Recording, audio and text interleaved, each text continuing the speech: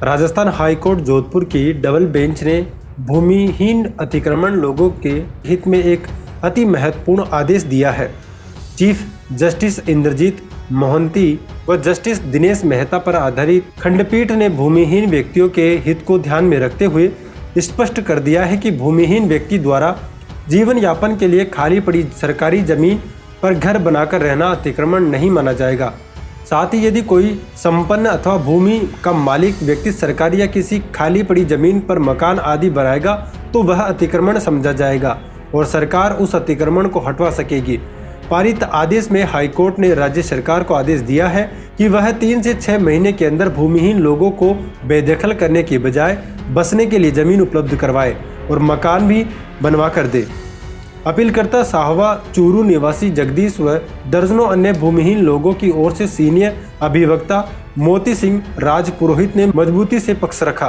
Court ने अपीलकर्ता advocate के तर्कों से सहमत होते हुए उक्त अहम आदेश पारित किया, जिसके परिणाम दूरगामी होंगे। इस पर गरीब शोषित के लिए न्याय की लड़ाई लड़ रहे समाजसेवी एडवोकेट हरदीप सिंह सुंदरिया ने इसे भूमिहीन लोगों के लिए संजीवनी बताया है। माननीय उच्च न्यायालय ने निर्धन की पीड़ा को समझा है। चूरू जिले के सावा कस्बे की आधी से ज्यादा आबादी जोड़ पायतन की भूमि पर बसी हुई है।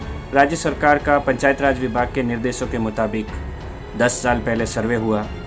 सर्वे में करीबन 300 के लगभग परिवार ऐसे पाए गए जो जोड़ पायतन पर थे। उनके कच्चे पक्के सबके मकान बने हुए हैं।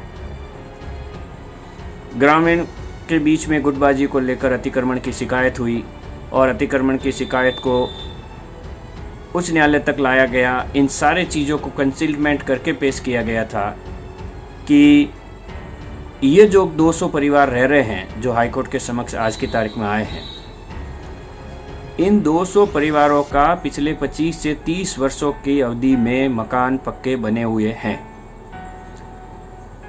और माननीय उच्च न्यायालय की एकल पीठ के समक्ष में कुछ लोगों द्वारा इस बात की रीट याचिका की गई कि नई तालाब के आसपास अतिक्रमण है, उनको हटा दिया जाए। एकल न्यायाधीश की पीठ ने इन 200 लोगों को सुने बिना एक तरफा आदेश पारित किया कि अतिक्रमण राज्य सरकार तुरंत प्रभाव से हटाए। उपरोक्त आदेश के विरुद्ध तहसीलदार तारानगर द्वारा ये कार्रवाई अमल में लाई गई और 200 परिवार के लोगों को उनके मकान तोड़ने के नोटिस दिए गए। तब ये 200 के लगभग परिवार माननीय उच्च न्यायालय की खंडपीठ के समक्ष अपना मुकदमा लेकर आए और माननीय उच्च न्यायालय के समक्ष इस बात को रखा है कि वो लैंडलेस लोग हैं।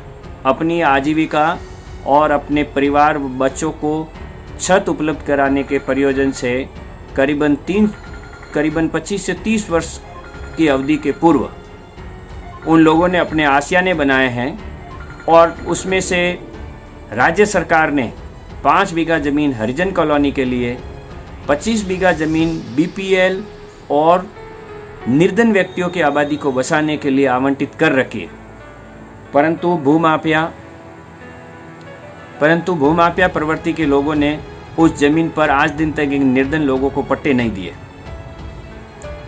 और अतिक्रमण की आड़ में इन सभी लोगों को बेघर करने चाहते थे, जिस पर माननीय उच्च न्यायालय के हम सभी आभारी हैं कि माननीय उच्च न्यायालय ने निर्धन की पीड़ा को समझा और निर्धन की पीड़ा को समझते हुए उन सभी को भारतीय संविधान में प्रदत्त जीवन के अधिकार के तहत संरक्षित व सुरक्षित किया है और सबको राज्य सरकार को ये निर्देश दिया है कि 6 महीने की अवधि में इनका सर्वे करें और सर्वे के पश्चात अगर ये जितने भी भूमिहीन लोग हैं उनको अगर इस ज़मीन पर सरकार नहीं रखना चाहती है तो अल्टरनेटिव ज़मीन व मकान यथास्थिति जैसे आज की तारीख में उन लोगों के पास है वैसा बना के सुपुर्द करें। उसी स्थिति में इस ज़मीन पर बसे लोगों को हटाया जा सकता है, अन्यथा किसी को भी बेदखल नहीं किया जाएगा। ऐसा माननीय उच्च न्यायालय ने आदेश पारित किया है।